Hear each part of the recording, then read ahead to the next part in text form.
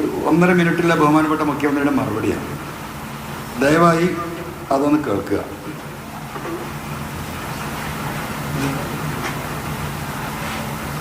അരീക്കോട് ഇന്നലെയാണോ?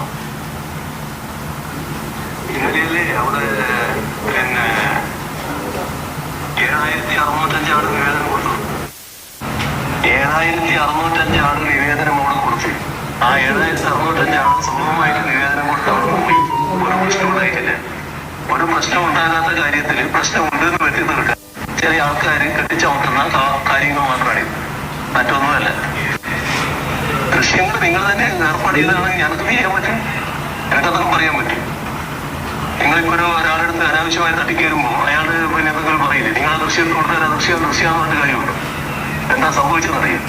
7,605 ആള് പങ്കെടുത്തിയൊരു പരിപാടിയാണ് നിങ്ങൾ കൊച്ചാക്കി കാണുന്നത്. അത് ശരിയായ മാധ്യമപ്രവർത്തനമല്ല കേട്ടോ. അപ്പോ ഇതാണ് ബഹുമാനപ്പെട്ട മുഖ്യമന്ത്രി ഈ ഇഷ്യൂവുമായി ബന്ധപ്പെട്ട് പിറ്റേ ദിവസം 1-ന് പാലക്കാട് നടത്തിയ പത്രസമ്മേളനം. അതേ ദിവസം ഈ ശശിധരൻ ഈ പറയുന്ന പാർട്ടി പ്രവർത്തകർക്കെതിരെ 11ഓളം പ്രവർത്തകർക്കെതിരെ കേസിട്ടു. ചില്ലറ കേസല്ല, കളവ് കേസടക്കം. ആ പാവപ്പെട്ട ഡിവൈഎഫ്ഐയുടെ പ്രവർത്തകര് ഏകദേശം 3 ആഴ്ചയോളം ജയിലിൽ കിടത്തി. ഇവിടെയാണ് ഇതിന്റെ പ്രശ്നം. അപ്പോ ഇത് പൊളിറ്റിക്കൽ സെക്രട്ടറി ഹാൻഡിൽ ചെയ്യേണ്ട വിഷയമാണ്. ബഹുമാനപ്പെട്ട മുഖ്യമന്ത്രി ഈ വിഷയത്തിൽ കൃത്യമായ സർക്കാരിന്റെ നയം വ്യക്തമാക്കുകയും അവിടെ അലങ്കോലപ്പെടുത്താൻ വന്നവരാണ് എന്ന് വ്യക്തമാക്കുകയും 7,600 ചില്ലാനം ആളുകൾ പരാതി നൽകാൻ വന്നിട്ട് ഒരു പ്രശ്നവും ഉണ്ടായില്ല. 1-2 യൂട്യൂബർമാർക്ക് മാത്രമേ പ്രശ്നം ഉണ്ടാവുള്ളൂ. അപ്പോ ഇതിൽ നിന്ന് തന്നെ നിങ്ങൾക്ക് മനസ്സിലാക്കാം, ബഹുമാനപ്പെട്ട മുഖ്യമന്ത്രി പറയുന്നതിനപ്പുറം മുഖ്യമന്ത്രി പറയുന്ന കാര്യങ്ങൾ കൃത്യമായി ന്യായമായി ഉൾക്കൊള്ളാതെ ഈ ഗവൺമെന്റിനെയും ഈ പാർട്ടിയെയും ഇല്ലായ്മ ചെയ്യാൻ പ്രവർത്തിക്കുന്ന ഒരു ഗ്രൂപ്പാണ് MR അജിത് കുമാറിന്റെ ഒപ്പമുള്ള കേരളത്തിലെ പോലീസിലെ ഒരു വിഭാഗം എന്ന് നിങ്ങളെ ശ്രദ്ധയിൽപ്പെടുത്താൻ വേണ്ടിയിട്ടാണ് ഞാൻ ഈ കാര്യം ആദ്യമായി സൂചിപ്പിക്കുന്നത്. നമുക്ക് നമ്മുടെ വിഷയത്തിലേക്ക് വരാം. നമ്മുടെ വിഷയം വളരെ വിശാലമായ വിഷയമാണ്. ഒരു സമ്മേളനം കൊണ്ടോ 10 സമ്മേളനം കൊണ്ടോ നമുക്ക് ഇത് പൂർത്തീകരിക്കാൻ കഴിയില്ല. 32 മിനിറ്റ് ഈ പറയുന്ന സുജിത് ദാസ് സംസാരിച്ച ഒരു കോൾ റെക്കോർഡാണ് എനിക്ക് നിങ്ങളെ ഇന്ന് ഇവിടെ നിന്ന് കേൾപ്പിക്കാനുള്ളത്. അതിന്റെ മുമ്പായിട്ട് ഈ വാർത്തകളിൽ ഒരു കാര്യം കൂടി സൂചിപ്പിക്കണം. ഇപ്പോൾ പ്രതിപക്ഷ നേതാവിനെതിരെ നിയമസഭയിൽ ഞാനൊരു പ്രസംഗം നടത്തി ഒരു അഴിമതി കേസുമായി ബന്ധപ്പെട്ട്. ആ അഴിമതി കേസിൽ എന്റെ പ്രസംഗം ഒരു രേഖയായി എടുത്തുകൊണ്ട് ഹഫീസ് എന്ന് പറയുന്ന ഒരു പൊതുപ്രവർത്തകൻ തിരുവനന്തപുരത്തെ വിജിലൻസ് കോടതിയെ സമീപിച്ചു ഈ കാര്യം അന്വേഷിക്കണമെന്ന് പറഞ്ഞിട്ട്. ആ വിജിലൻസ് കോടതി അദ്ദേഹം അത് ഫയൽ ചെയ്തു. കോടതി പോലീസിനോട് റിപ്പോർട്ട് ചോദിച്ചു. പോലീസ് റിപ്പോർട്ട് കൊടുത്തു. എന്താ കൊടുത്തത്? ഇതിലൊരു കഴമ്പില്ല. അതിൽ കഴമ്പുണ്ടോ ഇല്ലേ എന്നറിയണമെങ്കിൽ ഈ വിഷയം കേരളത്തിലെ നിയമസഭയിൽ ഉന്നയിച്ചത് ഒരു MLA ആണ്. എന്നെ ഒന്ന് വിളിച്ച് ചോദിച്ചോ, എന്റെ അടുത്ത് സ്റ്റേറ്റ്മെന്റ് എടുത്തോ, നിങ്ങൾ ഈ പറഞ്ഞതിന് എന്താണ് അടിസ്ഥാനം എന്ന് ചോദിച്ചോ? ഒന്നും ഉണ്ടായില്ലല്ലോ. MR അജിത് കുമാർ അങ്ങ് പറയാണ് ക്രൈംബ്രാഞ്ചിനോട്, നിങ്ങൾ അങ്ങനെ കൊടുത്തേക്ക്. കേരളീയ സമൂഹത്തില് വാക്കിന് വിലയില്ലാത്തവനായി ഞാൻ, അല്ലേ? ഒരു തെളിവും കിട്ടിയില്ല എന്ന് നിങ്ങളൊക്കെ എപ്പോഴും പറഞ്ഞു. തെളിവുണ്ട്.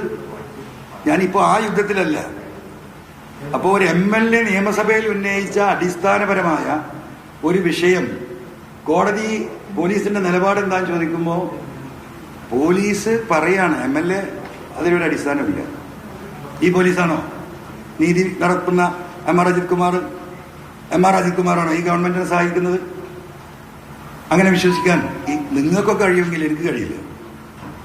അപ്പോ ഇവിടെ വരുന്ന വിഷയങ്ങൾ ഞാനിതിലേക്ക് കടക്കാം. സത്യത്തില് ഈ പറയുന്ന ഞാൻ ഇന്നലെ ഏതൊരു പത്രത്തില് നൊട്ടോറിയസ് ക്രിമിനലാണ് ADGP അജിത് കുമാർ എന്ന് പറഞ്ഞു. നിങ്ങൾക്ക് തോന്നുന്നു എന്താണ് MLA ഇങ്ങനെ നട്ടോറിയസ് ക്രിമിനൽ എന്നൊക്കെ പറഞ്ഞാൽ ക്രിമിനലിസത്തിന്റെ അങ്ങേയറ്റം അല്ലേ? നിങ്ങളൊക്കെ ഞെട്ടും, കേരളം ഞെട്ടും. നമുക്കൊന്നും വിശ്വസിക്കാൻ കഴിയില്ല. എനിക്കും വിശ്വസിക്കാൻ കഴിഞ്ഞിട്ടില്ല ചിലതൊക്കെ കേട്ടപ്പോൾ. എന്ന് പറഞ്ഞാൽ ഈ MR അജിത് കുമാറിന്റെ റോൾ മോഡൽ ഒരു പക്ഷേ ദാവൂദ് ഇബ്രാഹിം ആണോ എന്ന് സംശയിച്ചു. എനിക്ക് ഫീൽ ചെയ്തതാണ്. ബോംബെ അധോലോകത്തെ ഒരു കാലഘട്ടത്തിൽ നടന്നു. ഇതിപ്പോ ലോകം മുഴുവൻ ഇത്തരം ക്രിമിനലിസം ഈ പറയുന്ന ഇതൊക്കെ ഒരു പരിധി വരെ അവസാനിച്ചിട്ടുണ്ട്. പക്ഷെ ഇത്തരം കാര്യങ്ങൾ അദ്ദേഹം ചെയ്തു കൂട്ടിയ കാര്യങ്ങൾ ആ ലെവലിലേക്ക് പോണെങ്കിൽ ദാവൂദ് ഇബ്രാഹിമിനെ പോലെയുള്ള അവരുടെ ജീവചരിത്രം പഠിച്ചവനെ സാധിക്കും. അതിൽ അട്രാക്ട് ചെയ്യണം. അതിൽ അട്രാക്ട് ചെയ്തവനാണ് ഈ MR അജിത് കുമാർ. ഞാൻ ഫോൺ കോളുകളുടെ കാര്യം നിങ്ങളോട് പറഞ്ഞു. അജിത് കുമാറിന്റെ ഫോൺ മാത്രമല്ല, അദ്ദേഹത്തിന്റെ ഭാര്യ മറ്റൊരാളുമായി സംസാരിക്കുന്ന ഫോൺ കോൾസ്, ഭാര്യയെ വിളിക്കുന്നത് ഭാര്യയുടെ ആങ്ങളെയാണ്. ആ ഫോണ് ഫോർവേഡ് ചെയ്ത് അതിന്റെ മറ്റേ അറ്റത്ത് കേരളത്തിലെയും ബോംബെയിലെയും കള്ളക്കടത്ത് സംഘത്തിലെ പണം ഇൻവെസ്റ്റ് ചെയ്യുന്ന വളരെ പ്രധാനികളായ കള്ളക്കടത്തുകാരാണ് മൂന്നാമത്തെ ഫോണിൽ. ട്രാക്ക് നോക്കിയാൽ എന്താ? MR അജിത് കുമാറിന്റെ ഭാര്യ അദ്ദേഹത്തിന്റെ ആങ്ങളയോട് സംസാരിച്ചു. ഒരു കുഴപ്പമില്ലല്ലോ. ആങ്ങളയുടെ അങ്ങേ തലയിലാണ് മറ്റേ ചങ്ങാതി. അപ്പോ ആ സ്ത്രീയെ ഞാൻ ഇപ്പോൾ ഇതിലേക്ക് വലിച്ച് ഇഴക്കാൻ ഇപ്പം നിൽക്കുന്നില്ല. കാരണം അതൊരു സ്ത്രീയാണ്. എൻ്റെ ഉമ്മ 14 പ്രസവിച്ചതാണ്. എനിക്ക് 10 പെങ്ങന്മാരുണ്ട്. അവർക്ക് ഒരുപാട് മക്കളുണ്ട്. എൻ്റെ വാപ്പാൻ്റെയും ഉമ്മാൻ്റെയും ബ്ലഡിൽ തന്നെ 100 കുട്ടികൾ, സ്ത്രീകൾ എൻ്റെ വീട്ടിലുണ്ട്. അതുകൊണ്ട് ഒരു സ്ത്രീ എന്ന പരിഗണനയിൽ ഇപ്പോൾ ഞാൻ ആ വിഷയത്തിലേക്ക് കടക്കുന്നില്ല.